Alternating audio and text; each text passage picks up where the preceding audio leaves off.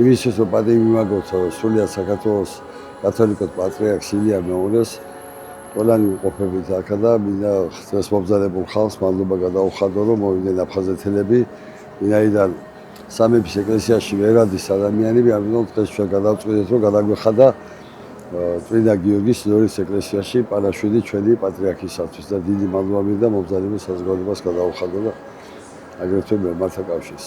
ილია მეორე იყო ჩვენთვის განსაკუთრებული სხვანაირი ადამიანი, იმიტომ რომ ის ჩვენი მეუფეც იყო აფხაზეთის, ცხუმი აფხაზეთის და პატრიარქს ჰქონდა სული რომ საქართველოს გამთიანებული იყო და აფხაზეთის ძალიან სკიოდა მას და მისი ტკივილი იყო აფხაზეთი და იმიტომაც ყველას გვინდა რომ პატივი მივაგოთ ჩვენს პატრიარქს.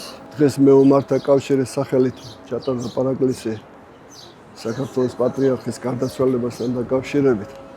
ილია მეორეზე მიდათ ერთი-ორი სიტყვა გითხრათ რომ ადამიანი რომელიც სული და გულით ალბათ სიცოცხლის ბოლო წვეთამდე ფიქრობდა აფხაზეთის დაბრუნებაზე ერთ-ერთი პიროვნება რომელიც ალბათ ასე სული და გულით ცდილობდა და ფიქრობდა აფხაზეთის დაბრუნებას. უდიდესი პიროვნება დაკარგა ეკლესიური არა მარტო საქართველოსთვის, მსოფლიოსთვის ალბათ ერთ-ერთი უძლიერესი საეკლესიო პიროვნება. საქართველოს დიდი მწუხარება დიდი სამდღეებში ჩანს საქართველოს ხალხს როგორც უყვარდა პატრიარქი თუნდაც სამებაში ხალხის რაოდენობა მეტყველებს ამაზე. მეომართა კავშირმა პატივი მიაგო პატრიარქს და დაერწრო ამ წირვას.